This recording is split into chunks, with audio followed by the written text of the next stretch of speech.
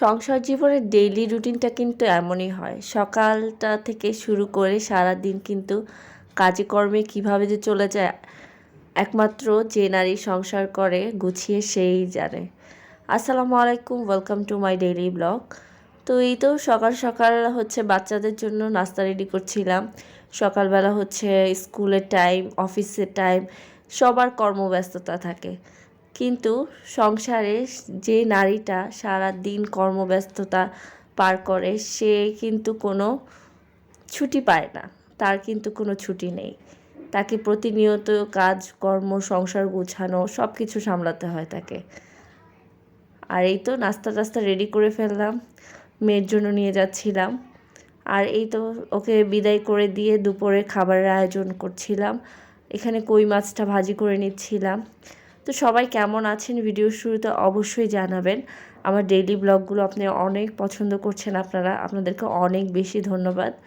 আর এই তো সব কিছু কেটে বেছে নিলে কিন্তু রান্নার কাজ কেন সব কিছু যদি আপনি গুছিয়ে নিয়ে বসেন তাহলে কাজ করাটা অনেক বেশি সহজ হয়, সুন্দর হয়, গুছালো হয়। তাই কি না? অবশ্যই কমেন্ট করে জানাবেন। তো কই মাছটা হচ্ছে কি করা যায় ভাবতেছিলাম।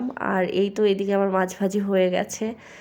তো একটু ফ্রাই করব দুপুরবেলা। তো সেগুলো রেখে ছাদে গিয়েছিলাম মরিচ আনার জন্য, কাঁচা মরিচ। তো যেয়ে দেখি আমার জোড়াই মানিকগুলো পেকে গিয়েছে। তো পেকে গিয়েছে যেহেতু উঠাতে গিয়ে এই মাথাটা একদম ভেঙে গিয়েছে, অনেক বেশি খারাপ লেগেছিল।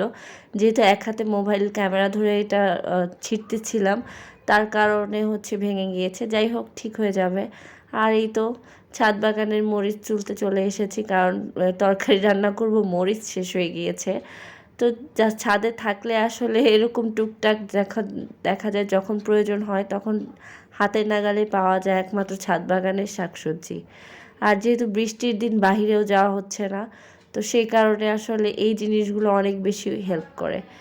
তো আজকের তরকারির জন্য আলহামদুলিল্লাহ আমার মরিচ তোলা হারভেস্ট করা হয়ে গিয়েছে। কারণ এই মরিচগুলো এত বেশি ঝাল 2-4টা মরিচ দিলেই কিন্তু তরকারি অনেক বেশি ঝাল হয়ে যায়। আর এরকম কয়েকটা গাছ যদি ছাদে থাকে তাহলে কিন্তু আপনার মরিচের চাহিদাটাও কিন্তু পূরণ হয়ে যাবে। তো আমার ছিল, কিন্তু বৃষ্টির কারণে অনেকগুলো গাছ মরে গিয়েছে। আর তুলসী পাতাটাও নিয়ে নিয়েছিলাম, কারণ আমার ভয়েস শুনে তো বুঝতেই পারতেছেন আমার গলার অবস্থা। আর এই মরিচটা এত বেশি মজার, খালি ভাত দিয়ে আপনি খাবেন, অনেক বেশি মজা লাগবে। সাদা ভাত, গরম ভাত দিয়ে আপনি খাবেন এই মরিচগুলো, এত মজা লাগে, একটা দুধের ফ্লেভার চলে আসে। আর মাশাআল্লাহ, এই তো এখান থেকে আজকে ছাদ খামার থেকে মুরগি নিয়ে যাব, একটা মুরগি রান্না করব আজকে। তো দেখতেছিলাম কোনটা নেওয়া যায়, মুরগিগুলোও শুকিয়ে যাচ্ছিল। খাবার দাবার হচ্ছে একটু কম হচ্ছে, বৃষ্টির কারণে ছাদে আসা হয় না ওভাবে, ওদের একটু খাবারের কম হচ্ছিল, প্রবলেম হচ্ছিল, যার ফলে হচ্ছে মুরগিগুলো শুকিয়েও যাচ্ছিল। তো যাই হোক, অযত্ন করলে সব জিনিসই হচ্ছে অবহেলার কারণে নষ্ট হয়ে যায়। তো এই তো ওনাকে তুলে নিয়ে যাচ্ছে, আজকে ওনাকে দিয়ে পার্টি হবে। তো সবাই আজকের পার্টিতে দাওয়াত রইল। তো এই তো আম্মু সুন্দর করে কেটে বেছে পরিষ্কার করে নিয়েছে রাতের জন্য।